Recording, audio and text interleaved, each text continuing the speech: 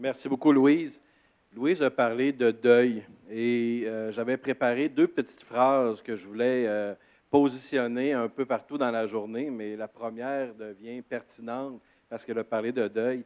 Comme la majorité des PME, l'entrepreneur, est l'entreprise. Il semble difficile de séparer l'un de l'autre. Donc, c'est beaucoup ce que Louise a évoqué dans sa présentation et c'est ma façon d'interpréter que ce n'est pas évident pour l'entrepreneur de laisser la clé de son entreprise. Et il y a un volet qui est très, très important, qui est la dimension humaine. Et ça m'amène à vous présenter le premier atelier. La planification et les communications, un tandem incontournable pour réussir un transfert dans le respect. J'invite Daniel Vezeau, conseiller principal au Centre de transfert d'entreprise du Québec, qui animera ce premier atelier et qui pourra vous présenter évidemment ses intervenants. Donc, le temps qu'on enlève le lutrin, qu'on installe les quelques chaises et on débute cet atelier.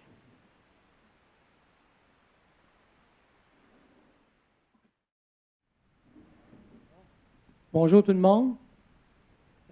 Merci Louise d'avoir mis la table, comme je disais tantôt, c'est vraiment une femme qui une job de fille, c'est ça. On va voir ce matin, dans le premier atelier, ce que moi je pense est où le bas blesse. Autrement dit, ce qu'elle disait tantôt, Louise, c'est que la quincaillerie, c'est facile à établir, tout est mathématique. Quand on tombe avec l'humain, mathématique, ça ne fonctionne plus. Donc, on a parlé de deuil. Est-ce que vous avez déjà essayé de discuter, de négocier avec quelqu'un qui est en deuil? Ce n'est pas vraiment le moment. Donc, tout cet aspect-là, on va voir. La façon dont on va fonctionner, je vais vous présenter nos trois panélistes. Ce sont trois hommes d'affaires qui sont à des endroits différents dans leur vie, dans leur entrepreneuriat. Et on va leur poser des questions. Et les questions, ils sont comme des questions choc pour les faire réagir, pour qu'ils puissent transmettre les émotions. Parce que quand on parle de dimension humaine, naturellement, on parle d'émotions. Et c'est toujours ça qui guide chaque moment du processus de transfert. On a beau dire l'entreprise vaut un tel prix, mais avaler la pilule, ça fait partie des émotions de la personne qui doit regarder en avant et léguer quelque chose qu'il a bâti toute sa vie. Donc, je vous présente Jean-Pierre Hamelin de Intervalve, directeur technique, actionnaire aussi. André Buisson, PDG, Société Laurentide. Et M. Claude Berry, ex-DG de IGA Famille Berry. T'aimes ça que là, quand je dis ex-DG?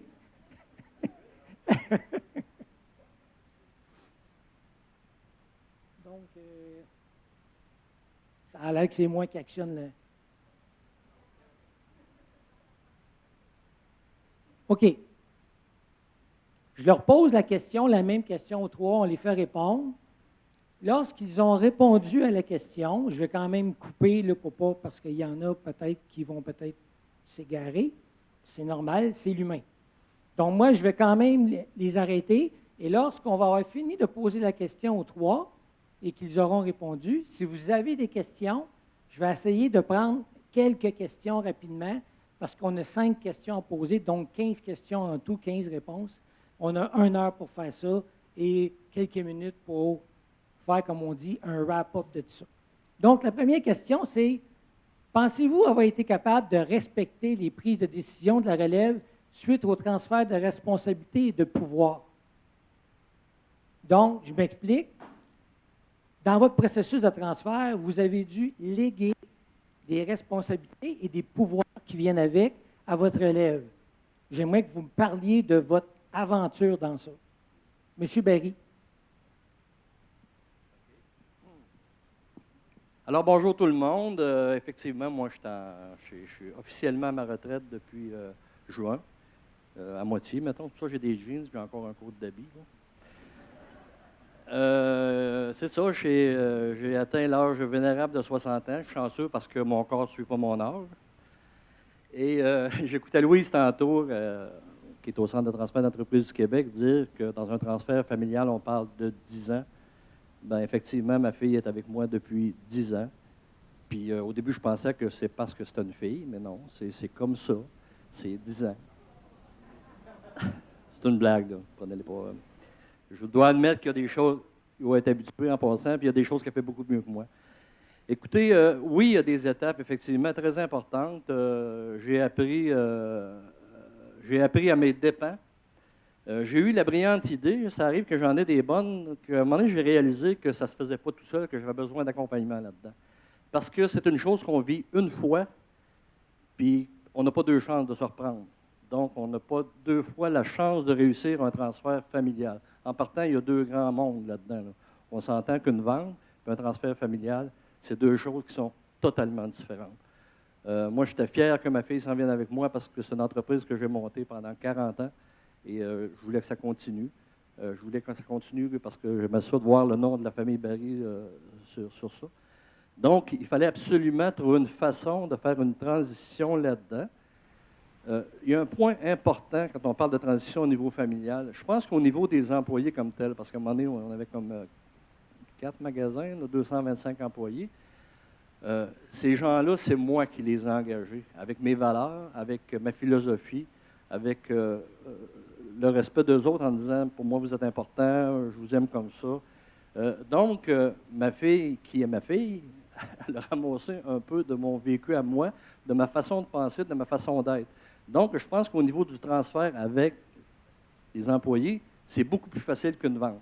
Un exemple facile, à Saint-Tite, j'ai vendu mon magasin pour une raison, parce que mon fils, on avait connu que ça ne faisait pas pour lui.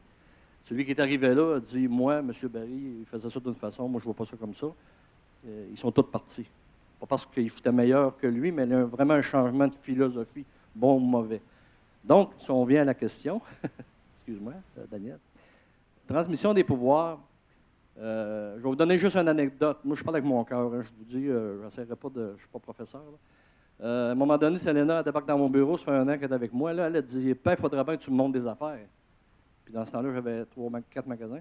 J'ai dit, c'est quoi tu veux que je te montre? Ça marche tout seul. Ça marche tout seul. Elle dit, tu trouves ça marche tout seul? Elle dit, il faudrait que je te filme une journée, tu es assis sur le téléphone la journée longue, tu n'as pas l'air à réaliser.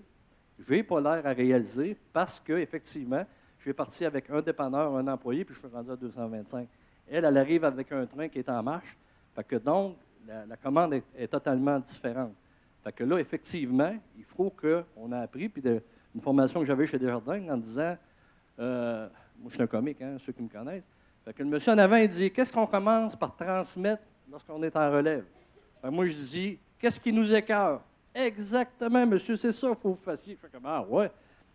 Parce que oui, le but, c'est de rester le plus longtemps possible dans l'entreprise. Qu'est-ce qui va faire qu'on va rester le plus longtemps possible? Si on tasse la CSST, si on tasse les demandes de commandite, si on tasse les embauches, si on tasse ce qui est plate à faire. Puis, nous autres, on l'a fait. Nous autres, on l'a fait. Fait que donc, les enfants, ma fille, il fallait qu'elle le fasse. Fait que là, je me dirais, mais c'est assez. Là. Fait que là, moi, je prends la CSST, puis je mets ça sur mon bureau. Puis là, à un moment donné, je me rends compte que 3, 6 mois, 1 an, je n'ai pas entendu parler de rien, moi. Comment ça fait que, de temps en temps, elle vient me poser une question, je fais comme, tabarouette,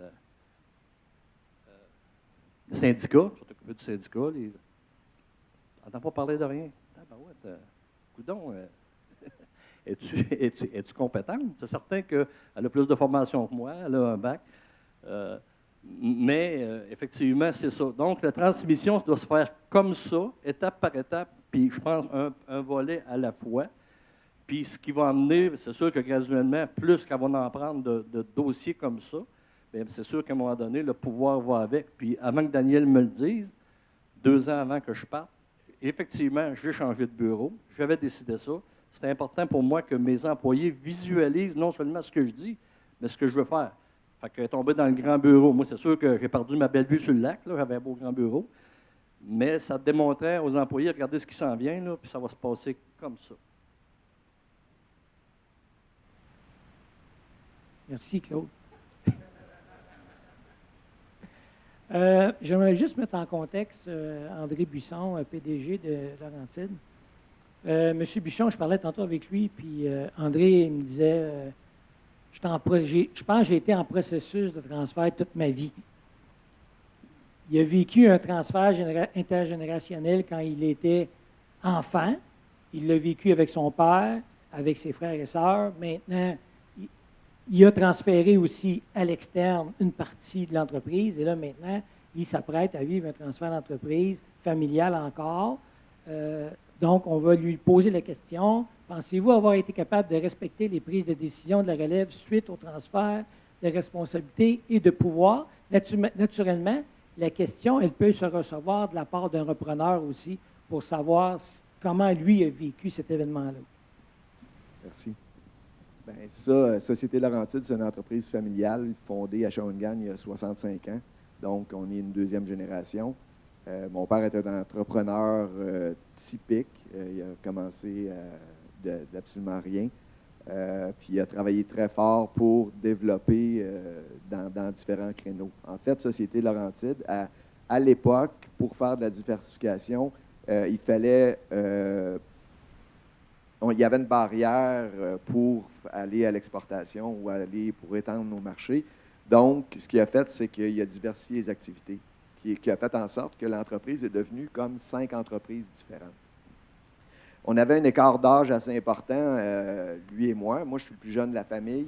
Donc, je suis rentré à l'entreprise avec des responsabilités beaucoup trop importantes pour mon expérience.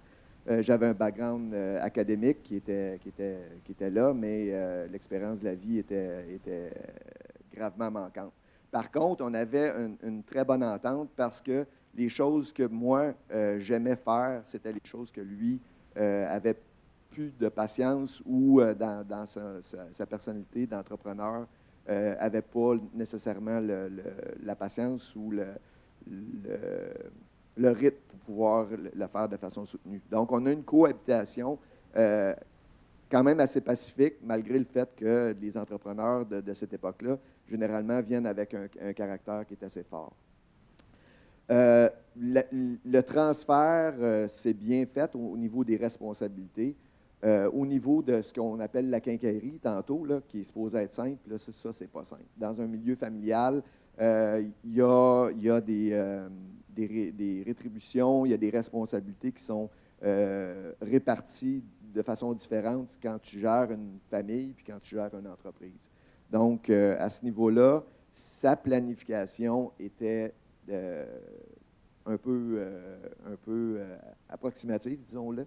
Puis, c'est à ça qu'il a fallu travailler excessivement fort là, au cours des 10 dernières années pour être capable de préparer le bilan de l'entreprise, changer la philosophie, changer la stratégie aussi, parce que peu importe qu'on soit dans un transfert ou pas, l'environnement externe évolue énormément. Et on a eu la consolidation de nos clients, la consolidation de notre entreprise.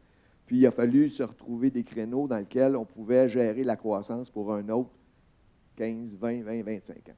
Donc, ce processus-là est à ne pas sous-estimer quand on entreprend, quand on a une obligation de passer à travers d'un transfert. Puis, dans le cheminement de ce que j'ai vécu, c'est ça, on a vendu des entreprises à l'externe pour pouvoir améliorer le bilan, pour permettre la continuité. On a fait des transferts aussi à des cadres qui ont été bien structurés, où on a travaillé le financement de façon conjointe. Encore là, ça s'est bien passé. Puis là, ben, je suis à l'étape ultime de racheter les autres membres de la famille. Puis, dans le processus de commencer la réflexion pour préparer la relève qui, je prévois, dans une fenêtre au terme d'une fenêtre de 10 ans, pendant 5 ans avec mon fils. Merci, André. J'aimerais apporter une question de précision. Est-ce que c'est déjà arrivé dans ta vie d'entrepreneur où on t'avait légué des responsabilités et que tu avais pris des décisions, qu'on a passées par en arrière de toi et qu'on a changé ces décisions-là? Plus au début. Au début, une anecdote, comme M. Barry l'a fait tantôt. Quand je suis arrivé à l'entreprise avec la fougue puis l'innocence d'un jeune homme de 26 ans, on a créé une équipe de deuxième génération. Puis à un moment donné, mon père, qui avait comme je vous disais tantôt, un caractère quand même assez pressant, a organisé un meeting, puis il a remis sa carte d'affaires à tout le monde qui était présent dans le meeting en disant qu'il était encore président puis qu'il était encore...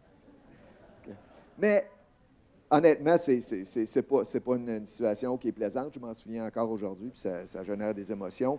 Mais tout ça pour dire que sur la longue haleine, puis toutes les situations qui peuvent se présenter, parce que ces situations-là ne se présentent jamais quand ça va bien. Il y a toujours, dans n'importe quelle organisation, quand on subit des challenges, les doigts commencent à se pointer un sur l'autre. Donc, de façon générale, ce n'est pas un problème que j'ai eu à vivre parce que au niveau de la crédibilité, tantôt on mentionnait là, que de faire toutes les étapes dans l'entreprise, moi, c'est ce que j'ai fait. J'ai passé tous les postes, puis j'ai bâti ma crédibilité de façon graduelle. Donc, à ce niveau-là, je n'ai pas eu à gérer beaucoup de conflits dans ce sens-là. Merci, André. Bonjour, moi, c'est Jean-Pierre Hamelin. Je suis copropriétaire Groupe Intervalle. Ça va faire 4 ans au mois de janvier là, que j'ai acheté la moitié de la compagnie. Dans le fond, Groupe Intervalve, c'est une entreprise de service. On a une licence RBQ, Régie du bâtiment, pour la réparation, certification du SUPAP de sécurité, dans le fond, pour les vaisseaux sous pression. On est peut-être 4 ou 5 entreprises au Québec qui ont cette licence-là. On est aussi dans le domaine réparation, analyse au niveau des pompes, réparation de pompes, mais aussi analyse des pièces, tout ça, puis conception. Puis aussi dans le domaine, on vient d'avoir une entente avec une compagnie américaine pour être un centre de service Chesterton qui est dans le domaine de la céramique, donc contre l'abrasion, l'attaque chimique, ces choses-là. Moi, ce que je vais faire, c'est que je vais compter un petit peu ce que j'ai vécu dans les premières semaines, premiers mois. Dans le fond, c'est que moi, la compagnie, ça fait environ 30 ans qu'elle existe, mais en 2011, il y a 2 personnes de la région, nous autres, on est à Shawinigan-Sud, il y a 2 personnes de la région de Bécancour qui ont acheté ça, c'est-à-dire un gendre et un beau-père qui ont acheté ça en 2011. Moi, dans le fond, le beau-père, quand il a acheté ça avec son gendre, il a dit « Moi, je te laisse 2 ans. Au bout de 2 ans, tu décideras si tu te prends un partenaire ou tu continues tout seul. » Moi, en 2012, en septembre 2012, quand j'étais arrivé, dans le fond, je connaissais mon partenaire un peu parce qu'on reste dans le même coin. Puis, on s'est rencontrés, puis on s'est donné un 6 mois d'essai. Puis, moi, dans le fond, l'entente, c'est que je rachetais mon beau-père, le beau-père de mon partenaire. Puis, le transfert au niveau du lien, bon, j'ai fait une entrevue, on a parlé des valeurs entre propriétaires et futurs propriétaires. J'ai rencontré les employés. Bon, il y avait des employés de tous les genres, des leaders positifs, des leaders négatifs. Ensuite de ça, bon, ma première journée, comment ça s'est passé? De un, le cédant était en vacances. Fait qu'il n'était même pas là la première semaine. Il était dans le sud. C'était planifié depuis 6 mois, mais quand même, il n'était pas là. Ensuite de ça, quand je suis arrivé sur ça, ma première journée, bon, je me suis ramassé à, bon, mon partenaire est plus un gars de plancher. Il est plus vraiment un gars de plancher. Fait que moi, je me suis retrouvé à faire des soumissions. Quelque chose que je n'avais jamais fait. Moi, j'ai toujours été directeur d'usine, directeur de production.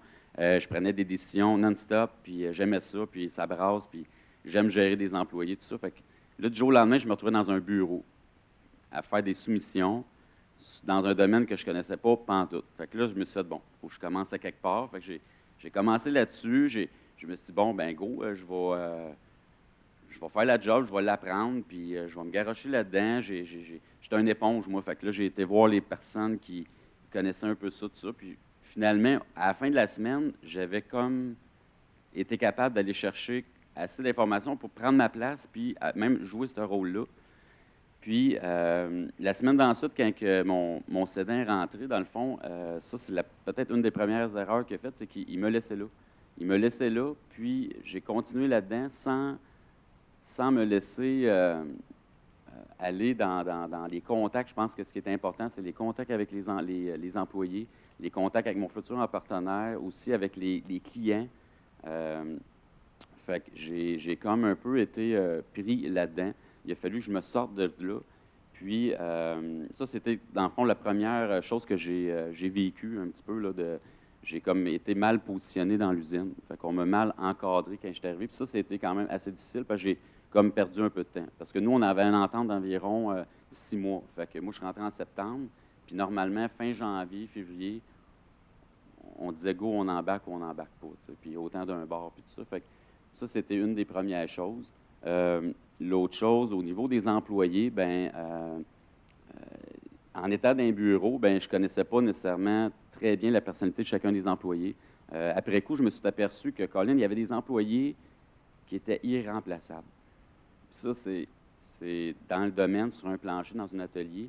Quand un employé est irremplaçable, que ce soit aussi probablement dans un bureau, c'est dangereux. Ça, c'est une des premières choses que j'ai appris.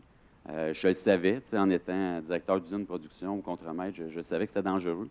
Mais quand je me suis ramassé à vivre un petit peu plus sur le plancher, ça, c'est une des premières choses que j'ai vécues. Puis ça, je l'ai appris par moi-même. Ce n'est pas le cédant là, qui m'a appris ça. Fait que ça, c'est une chose que j'ai trouvé ça difficile. La satisfaction des clients. Une autre chose qu'on s'est aperçu, c'est qu'à un moment donné, quand j'ai acheté, il y avait de la clientèle qui avait peut-être certaines frustrations qu'ils avaient vécues avec les anciens propriétaires. Là, on parle de là, peut-être 5, 6, 7 ans. Là, à ce moment-là, moi, j'étais plus ou moins au courant dans les premiers mois. Puis ça, j'aurais aimé ça le savoir. Ça aurait peut-être changé un petit peu la donne, mais j'aurais aimé ça. C'était rien de majeur. On n'a pas perdu de clients, sauf qu'il a fallu rattraper ça, puis ça, de l'énergie. Puis quand on commence là-dedans, puis qu'on ne connaît pas ça, c'est beaucoup d'ouvrages, puis beaucoup au niveau psychologique aussi. Parce que moi, je veux dire, j'avais pas papa puis maman en arrière de moi pour me financer. Moi, j'avais 3 enfants. Ma maison était payée une chance. Fait que c'est ma maison que j'ai réhypothéquée au complet. Fait que quand on devient propriétaire, copropriétaire, ça joue beaucoup. Puis on tombe aussi avec des responsabilités énormes que moi, je n'avais pas avant. Moi, j'étais directeur d'usine, directeur de production, fait que j'avais plein de responsabilités. Mais la gestion administrative, l'état des résultats, les liquidités, ça, moi, je n'avais pas à le vivre avant. Fait que ça, il fallait que je m'en occupe. Puis ça, on m'a comme un peu mal encadré là-dedans. Puis, c'est un peu ça. Le pouvoir, c'est ça, c'est que pendant 6 mois, j'avais pas de pouvoir. Fait que j'étais dans l'entreprise, j'étais pour être éventuellement propriétaire, mais en même temps, je n'avais pas de pouvoir. Fait que je voyais des choses qui se passaient, puis je me disais, Colin, tu sais, là, je n'osais pas comme... Moi, j'étais un gars quand même assez rapide sur la gâchette, puis l'attitude puis les valeurs dans une entreprise, pour moi, c'est primordial. Fait que je me sentais comme, bon, je vais laisser aller, laisser aller. Puis quand je vais devenir propriétaire, je vais faire mes mots, je vais placer mes choses. Fait que je me sentais comme très mal là-dedans aussi.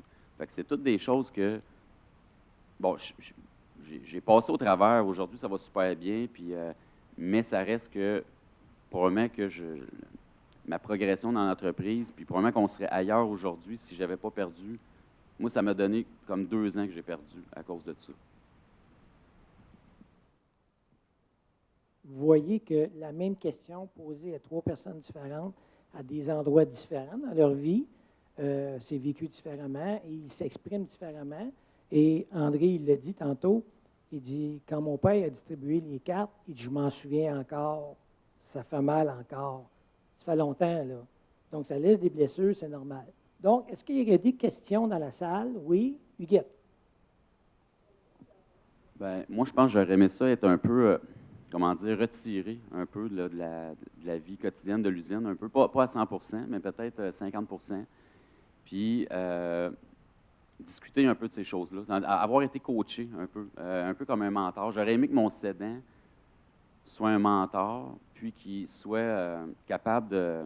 Tu sais, mettons, connaître un employé. Je ne voulais pas avoir sa version de l'employé, mais je voulais qu'il me dise, prends du temps avec cette personne-là, va le voir, va voir si tu es capable de... Comment tu juges son attitude. Je ne voulais pas qu'il me dise, hey, ce gars-là, mais que tu aies la chance, mets-les dehors. Ou, je voulais juste qu'il me prépare tranquillement, pas vite, au niveau de ça, qui joue le rôle peut-être plus d'un mentor, d'un coach. Puis ça n'a pas été fait, puis ça a fait mal. Juste une parenthèse. Je comprends ce qu'il a vécu, là, dans le sens que le cédant est parti en disant il va s'arranger avec ça, puis il va régler ses affaires, puis tout ça. Puis c'est une autre philosophie, puis il fera ça différemment. Mais je pense qu'il est assez intelligent pour avoir compris, effectivement, que c'était pas la bonne façon. Là. Même si c'est un jeune avec des nouvelles affaires, il y a une transition qui est bien importante à faire. Là. Dans son cas, il n'y en a pas eu. Là. Puis c'est effectivement, ça ne doit pas être facile à vivre. Merci, Claude. Merci, Jean-Pierre. Est-ce qu'il y a une autre question? Oui, monsieur, ici. Je vous dirais que oui, la question est bonne, monsieur. Ce qu'il apporte comme pas question, mais comme commentaire, c'est il voudrait savoir comment on fait quand on a plusieurs enfants, à qui on cède le pouvoir, comment ça fonctionne. Tout ça va être vu durant la journée. Il y a quand même une partie quincaillerie dans ça qui peut vous aider à prendre une décision. Habituellement, la décision, elle est prise en groupe. Elle n'est pas prise. Dans le cas d'une famille, on parle d'un conseil de famille qui est habituellement guidé par un professionnel et on a des tests psychométriques, ainsi de suite. Fait que je pense qu'on va en parler dans la journée de cet aspect-là. Est-ce qu'il y a une autre question? Oui, monsieur, dans le fond? OK. La question, M. Barry, c'est M. Chassis, ce qu'il dit, c'est qu'il ne comprend pas quand Claude dit que moi, je transfère les choses que j'aime pas en premier à la relève. C'est comme si ce n'était pas un cadeau. Puis monsieur ne comprend pas comment. Lui, il pense qu'on devrait transférer, il voudrait que Claude réagisse à ça, de transférer des choses importantes en premier. Il ne faut pas perdre de vue deux choses. C'est que dès le début, je savais que la transition durait pendant au moins 8 à 10 ans. C'est sûr que si j'avais fait comme lui une vente dans 6 mois, on aurait commencé par parler des vraies affaires. Pas parce que ce n'est pas des vraies affaires, mais pour moi, c'était important parce que j'avais eu justement une formation là-dessus, puis j'avais trouvé ça super intéressant de voir que effectivement, tu commences par transférer ça. C'est certain qu'à un moment donné, il faut parler des vraies affaires, il faut parler des états financiers, il faut parler du fonds de roulement, il faut parler de tout ça. Mais dans un contexte, c'est sûr que si je ramasse subitement un an après, peut-être que ça aurait été plus problématique. Mais on a essayé d'établir les étapes. Moi, je me suis fait des étapes là-dedans, puis on a avancé graduellement. Mais ça n'empêche pas, un n'empêchait pas l'autre. Nous autres, on a 13 périodes, OK? À chaque période, les résultats de la période, ma fille, elle les voit. Souligne-moi en rouge ce que tu trouves qui n'est pas correct, puis en vert ce que tu trouves qu'on est bon, puis on va en jaser. Un n'empêche pas l'autre, là. Merci, Claude. On va passer à la prochaine question. Avant d'arriver là, je veux juste faire revenir sur un point qui est très, très, très important au niveau de l'humain et des communications aussi, parce que quand on parle de communication, on parle généralement, à moins que vous parliez tout seul dans le miroir, là, habituellement, on parle de 2 personnes. Quand on parle de transfert d'entreprise, aujourd'hui, en 2016, on fait affaire avec 4 générations différentes. On a les traditionnalistes, ceux qui sont nés avant 46, beaucoup de baby boomers qui sont nés entre 46 et 62-65, les X puis les Y. Et ces 4 générations-là n'ont pas la même vue sur le travail. Et ça influence un transfert d'entreprise. Donc ça, il faut le garder à l'esprit. Prochaine question. Est-ce que vous croyez avoir été entendu et écouté lors du transfert de votre entreprise? Donc, ça, on peut le voir des deux côtés aussi. La relève, est-ce qu'elle pense avoir été entendue? On va commencer par Jean-Pierre.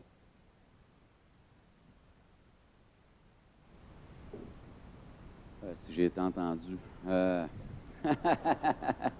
Non, pas vraiment. Dans le fond, comme je disais un petit peu tantôt, les 6 premiers mois, dans le fond, qui était le temps qu'on se donnait pour dire, bon, go, on signe ça. Non, je n'ai pas pu m'exprimer. Dans le fond, j'étais comme coincé dans le fait que j'avais pas le pouvoir. Les employés savaient qu'à un moment donné, j'étais pour l'avoir. C'est sûr, moi, j'ai une formation, je suis ingénieur industriel, fait que j'analyse beaucoup. J'analyse toute la production quand même assez rapidement. Fait que je voyais plein de choses ce qui ne marchait pas. Je voyais plein de choses au niveau de l'attitude, parce que pour moi, c'est très important. Puis, j'avais l'impression que si j'allais à l'encontre de certains employés ou de la façon de faire, que j'étais pour perdre peut-être l'opportunité que j'avais. Parce que même rendu là, avec tout ce que j'étais conscient de ce qui m'arrivait, je croyais encore que c'était une opportunité. Puis là, le monde va dire, ben Crème, il est fou, il a quand même acheté ça, puis tout ça. Oui, je l'ai acheté parce que j'étais un gars de défi. Puis je pense que c'était un peu ma façon à moi de m'imprégner de cette entreprise-là. Puis je l'ai déjà fait dans d'autres entreprises où il a fallu que je fasse, entre guillemets, un certain ménage, soit au niveau des employés, soit au niveau de l'attitude ou des valeurs. Donc, je me suis dit, bon, regarde, je l'ai fait ailleurs, ça a bien été, pourquoi que ça irait pas bien là? Fait que j'ai continué, mais en renvalant souvent, puis on me disait, bon, j'avais comme personne à qui me confier, à part peut-être ma conjointe ou des choses comme ça. Puis en passant, là, pour les repreneurs, le côté familial, moi, je disais, j'avais 3 enfants, une conjointe, ça, c'est hyper important. Il faut avoir l'appui, notre conjointe là-dedans, parce que sinon, vous ne passerez pas. Pas en tout, pas une minute. Merci, Jean-Pierre. André? Bien, ça a été fait un peu de façon informelle. Moi, comme je l'ai dit tantôt, j'ai commencé avec beaucoup de responsabilités, beaucoup trop tôt, puis beaucoup trop jeune. Mais je l'ai toujours fait sans m'arrêter. Puis c'est un peu de l'innocence en même temps, là. Mais j'aimais vraiment ce que je faisais. J'avais aucun doute que c'est ça que je voulais faire pour le restant de ma carrière. Puis on avait des défis qui étaient exaltants. On a vécu une période de croissance importante. On a formé une équipe alentour de nous. Donc, je le faisais pas nécessairement avec le souci de concrètement aller chercher la propriété, mais ce que j'avais une bonne rémunération, j'avais des responsabilités, puis on avait des défis qui étaient à la hauteur de ce qu'on voulait obtenir. Monsieur, tantôt, dans votre question, vous avez touché un point excessivement sensible. La différence entre gérer une famille puis gérer une entreprise, l'équité puis l'égalité, c'est des concepts qui sont excessivement difficiles à gérer. Puis j'imagine qu'il n'y a pas une situation qui est unique. Toutes les situations sont uniques, je m'excuse. Mais la pire des stratégies, c'est de rien faire, de laisser le problème se régler par soi-même. Parce que je peux comprendre, étant père de famille aussi, d'avoir à faire des choix. Puis souvent, la perception des responsabilités dans une entreprise familiale, c'est un peu comme un partage d'amour. Lui, il a plus de responsabilités parce qu'on l'aime plus, mais c'est loin d'être le cas. Puis malheureusement, une famille, c'est pas une business, c'est pas une famille. La business, elle a une responsabilité envers elle-même, envers ses partenaires financiers, envers ses créanciers, puis envers ses employés, de fournir un rendement puis de gérer sa croissance. À moins que la philosophie principale, le but principal de l'entreprise soit de créer un patrimoine pour la famille. Mais ça, il faut que ça soit définitivement mis au clair. Puis il y a une part, au niveau de la communication, il faut que ça soit continuel, puis il faut que les attentes soient claires. Puis c'est vraiment une des difficultés majeures pour réussir un transfert d'entreprise. Au début, quand tu as commencé, tu disais que tu étais dans un... C'était effréné, tu t'es pas arrêté, puis tout ça. Est-ce que tu as levé la main et tu as crié à l'aide à un moment donné, puis est-ce qu'il y a quelqu'un qui t'a répondu? Bien, crier à l'aide, on avait quand même des résultats qui étaient positifs, qui étaient satisfaisants. J'ai toujours eu le support là, de mon père comme mentor là, au niveau financier. Il y a des choses que tu ne vois pas, donc tu penses qu'ils n'existent pas. Puis plus tard dans ta carrière, tu te rends compte que ça te rejoint. Mais à ce niveau-là, oui, j'ai été bien épaulé. On a une cohabitation agréable, comme je vous dis. Parce que, étant le plus jeune, mon père était rendu à l'époque où il commençait à passer pas mal de temps en Floride l'hiver. Donc, il y avait de la latitude. Mais quand venait le temps de produire les états financiers, tout ça, il y avait des questions de planification fiscale, puis de cash flow, de refinancement, de relations avec les partenaires financiers. À ce niveau-là, oui, j'ai été bien supporté. Merci André. M. Barry? Oui, bonjour. Je vais vous conter quelques anecdotes. Premièrement, lorsque ma fille a décidé, parce qu'elle a dit, c'est pas moi qui ai décidé, tu m'en avais déjà parlé, mais j'ai essayé avec mes enfants d'attendre qu'eux autres lèvent la main pour ne pas me faire reprocher dans quelques années, c'est toi qui voulais qu'on s'en vienne, puis nous autres, ça ne nous convient vraiment pas. Donc, ceci étant dit, l'autre chose qui est importante dans le cas de Selena, c'est que moi, ma mère, je voulais prendre, mon père, il avait une petite épicerie là, de 1500 pieds carrés, puis à 19 ans, je voulais faire ça. Je sortais du cégep, puis c'était ma carrière. Ma mère a dit, tu vas aller travailler ailleurs avant, tu vas aller voir d'autres choses, tu vas les connaître, tu n'as pas connu d'autres choses. J'ai travaillé dans une banque 1 an, puis ça m'a permis effectivement de jamais me reposer la question. C'était clair dans ma tête que mon père m'avait dit à 15 ans, tu n'es pas fait pour avoir un patron, puis j'ai validé que je n'étais pas fait pour avoir un patron.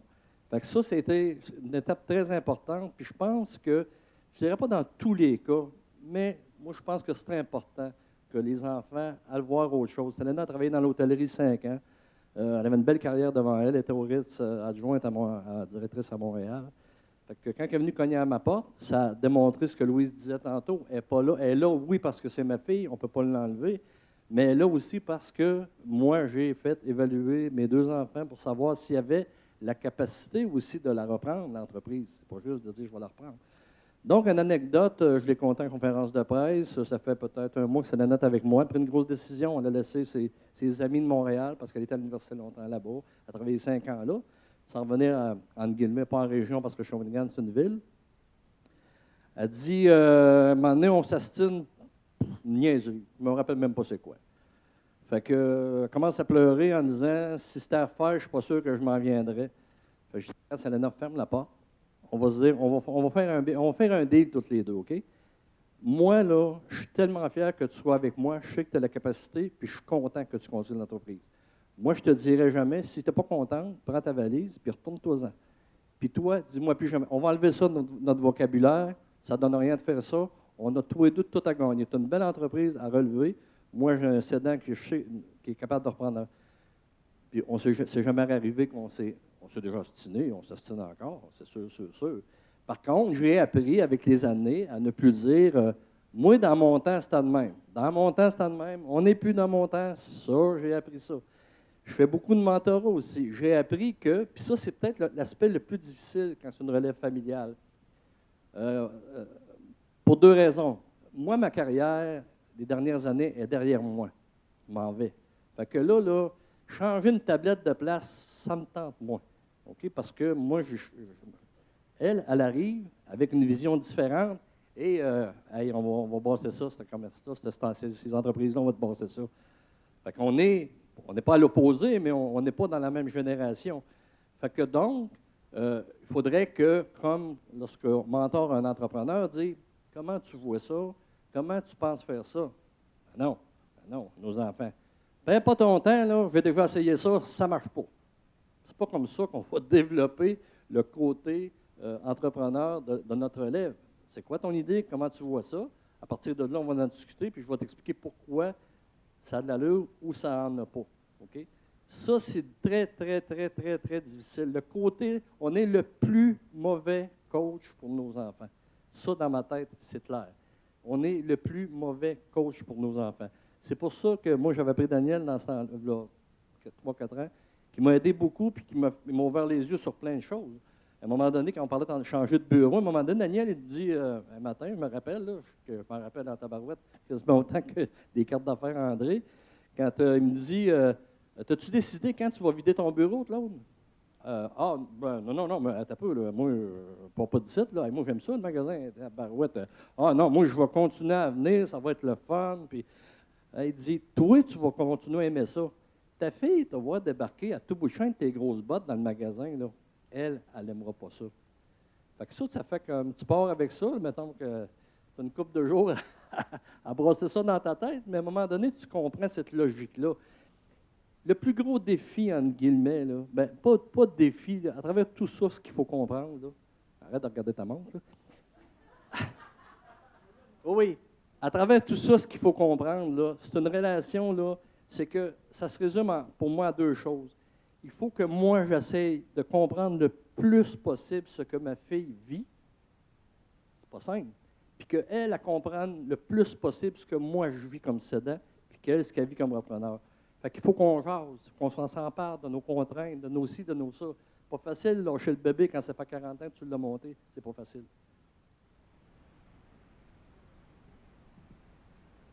Bien, je dirais, pour faire suite à ce que vous dites, c'est que quand il y a de l'ouverture et qu'on est bien accompagné pour connaître la route qu'on doit franchir pour réussir notre transfert, c'est facile de développer de l'ouverture, mais à la base, c'est les craintes qui nous bloquent. Question?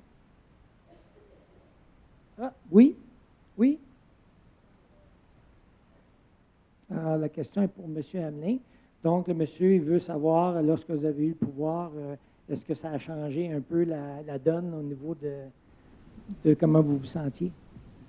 Oui, pas mal, dans le fond. Parce que pour moi, c'est primordial. Je veux dire, moi, mes employés, j'ai toujours été très proche de mes employés, même si à l'université, on me disait le contraire. Moi, je vous dirais qu'en l'espace d'un an, j'ai j'ai fait un changement complet des employés au complet. Fait qu'aujourd'hui, de l'ancienne garde, je vous dirais après quasiment un an et demi, mettons, là, du début en 2013, début 2013, il n'en reste plus un. Sauf le copropriétaire là, avec moi. Puis ça, ben, ça, tu sais, je veux dire, j'ai pas fait ça. J'ai fait ça avec le copropriétaire, il me veut aller. Moi, j'ai changé une adjointe administrative qui ne voulait pas prendre de responsabilité. Je l'ai remplacé par quelqu'un qui vient à 4 heures ou 2 semaines. Fait que là, on a sauvé de l'argent là. J'ai pu le remettre ailleurs. Au niveau des employés, c'était surtout les valeurs. Comme je disais, il y en avait un qui avait pas mal de connaissances techniques. Dans le domaine des soupapes, j'en trouverais pas en Mauricie de l'expérience. Je veux dire, il y en a peut-être 8 techniciens au Québec comme ça. Donc, nous autres, on s'est remis là-dedans à plein nez. Puis mon partenaire est plus manuel que moi. Mais pour moi, là, je vois ça tout positif, par contre. Pour moi, c'était un passage obligatoire. Puis, j'aimais mieux le faire là que 4-5 ans plus tard. Fait que pour moi, ça a été très, très, très, très positif aujourd'hui. J'ai une super belle équipe. Puis, ceux que j'ai engagés vont être éventuellement je les appelle mes piliers, mais c'est des personnes qui vont avoir éventuellement des parts dans la compagnie. Puis, on en discute souvent. Fait que, ouais, ça s'est fait assez vite.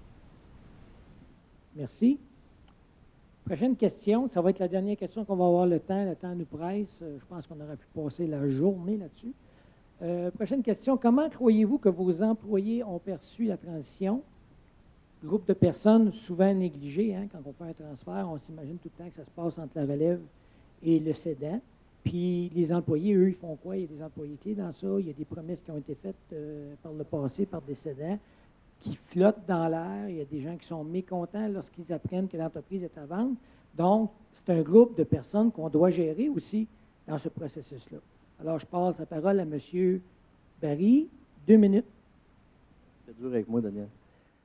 Comme je disais au début, c'est sûr qu'un transfert familial, ma fille, elle a quand même mes valeurs, je pense. Elle a celle à sa mère aussi, mais on ne peut pas être parfait. Mais c'est sûr que ça fait quand même 10 ans qu'elle est dans le magasin à prendre des décisions. Tout ça. Mais il est quand même arrivé quelque chose. Il y a un gérant, moi j'ai annoncé au mois de juin à la surprise générale, même à la surprise de Selena, que je m'en allais. Parce que j'avais dit que quand tu vas revenir de ton congé de maternité, je m'en vais. Puis elle a dit, bah, t'en iras pas. Ce matin-là, j'ai rentré dans le bureau, j'ai fermé la porte, j'ai dit, matin que ça se passe. Fait que ça a donné un choc. Donc, il y a un gérant qui débarque dans le bureau, elle a un conflit avec un gérant, pas grand-chose. Fait que, il veut me rencontrer. Fait qu'il me rencontre en me disant, écoute, moi, Claude, c'est toi qui m'as engagé. J'ai pas de trouble avec toi, tatati, tatata. Mais bon, j'ai dit, regarde bien, c'est bien, bien facile, je vais t'expliquer ça. Malheureusement, moi, je ne viendrai pas dans le magasin juste pour te gérer toi. Là. Je ne peux pas faire une exception là, avec toi. Là. Ça ne me tente pas, premièrement. Deuxièmement, ma fille est très, très en mesure de dire ce qu'elle a à faire, puis elle a assez de tact, parce que là, on s'entend que ce gérant-là a 55 ans, Selena en a 37. C'est sûr que ça fait quelque chose aussi. J'ai dit, regarde bien, là, je vais te résumer ça, c'est bien, bien simple. Il va falloir que tu t'adaptes, puis il n'y a pas d'autre solution. Il va falloir que tu t'adaptes à elle, parce que là, c'est sa façon de faire. Mais tu sais très bien que ma fille, c'est ma fille, elle a les mêmes choses, on se parle encore régulièrement, beaucoup de décisions qu'elle va prendre, elle va me contacter avant. Fait que j'ai dit, tu n'as pas vraiment à t'inquiète à ce niveau-là, elle ne cherchera pas la confrontation avec toi, elle sait qu'on a besoin de toi, que tu fais un très bon travail. Fait que, regarde, donne-y de l'air, donne-y une chance, travaille avec, je te garantis que ça va bien aller, elle est parlable, tu peux venir ici n'importe quand. Ça s'est réglé, puis la semaine passée, j'étais allé au magasin, puis il est venu me voir en disant, tu avais effectivement raison, c'est moi que j'étais un peu désordonné, je n'étais pas correct dans mon cheminement, puis c'est ça. Rapidement, comme je vous disais, c'est une deuxième génération.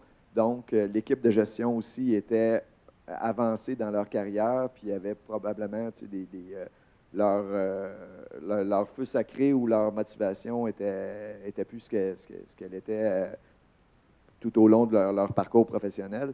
Donc, on a eu à bâtir une équipe de relève assez rapidement. Mais en termes de transition, il est arrivé un événement à cette époque-là. On a eu une grève qui a duré 6 mois. Puis les lois du travail étant ce qu'elles sont au Québec, les membres de la famille ont droit de travailler pendant les périodes de grève comme employés de production. Puis ma contribution a été appelée, puis ça m'a forcé à côtoyer l'équipe de direction, les contremaîtres, les gens de l'administration aussi, dans un contexte qui est totalement différent de ce qui était d'habitude. Puis on a appris à bâtir une crédibilité puis un respect mutuel. Ça a beaucoup facilité les choses dans le passage parce que on a travaillé fort ensemble. Puis, veut pas, même si des situations qui ne sont pas agréables, on a quand même tissé des liens.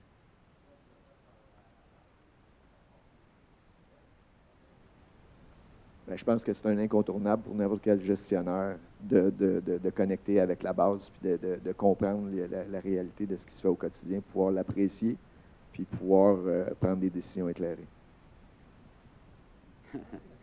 Oui, je n'ai parlé déjà, mais je vais en profiter peut-être pour ajouter un point que j'ai oublié au niveau du lien de confiance puis tout ça, le transfert. Moi, il est arrivé, la première rencontre, est arrivé chez le comptable. Il y a eu une entrevue, oui, mais après ça, il y a eu le comptable. Puis, on a évalué les livres, il y a eu une offre d'un montant. Ce montant-là, il n'y a pas eu d'écrit, rien. Moi, j'ai accepté ça. Le cédant, quand il me l'a présenté, il me disait ça, c'est une offre qu'on fait d'un père à son fils. Effectivement, c'était le cas. C'était vraiment le cas. C'était pas cher. C'était, comme je dirais, en bas du cost.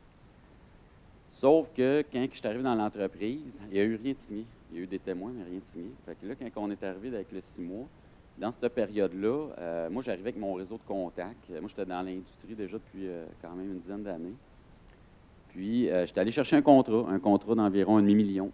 Fait que ça a fait comme ça a changé un petit peu la donne dans l'état des résultats en fin d'année.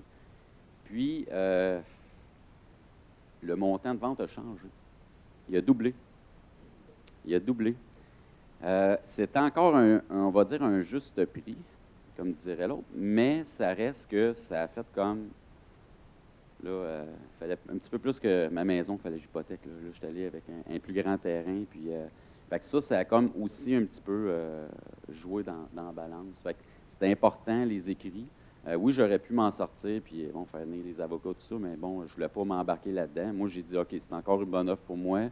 J'estime que c'est un juste prix encore. Mais ça reste que ça, c'est important. Les écrits restent, comme dit. J'ai une question supplémentaire pour Jean-Pierre. Cet événement-là a laissé quel genre de goût dans ta bouche? Parce que ce que je comprends, puis je connais la situation, là, la promesse qu'on t'a faite au début, ta contribution a fait que le prix a changé. Qu'est-ce que ça a fait pour toi comme émotion? Bien, c'est sûr que sur le coup, en plus, j'étais directement dans le shutdown. J'étais chez mon client. Je travaillais sur des chiffres de 12 heures. J'avais la main dans la pâte, comme on dit. J'étais superviseur sur le plancher là-bas. Je commençais le dimanche soir. Je partais le dimanche soir de chez nous en quittant ma famille. Je revenais le vendredi soir. Puis quand j'ai appris ça, effectivement, j'ai trouvé ça dur. J'ai un petit peu pété ma coche, comme dirait l'autre.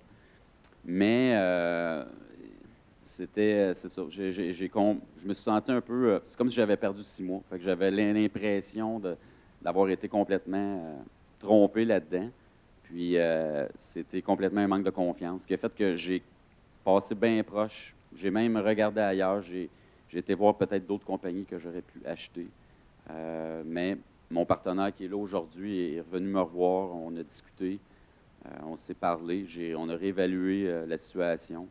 Puis bon, j'ai acheté finalement. Puis je suis bien content aujourd'hui. Je suis bien fier. On a une super belle équipe. Le contrat qu'on vient de signer avec la compagnie américaine, ça va nous amener ailleurs. Puis je suis content d'avoir, même en ayant passé au travers de toutes ces choses-là, je suis content aujourd'hui d'être propriétaire.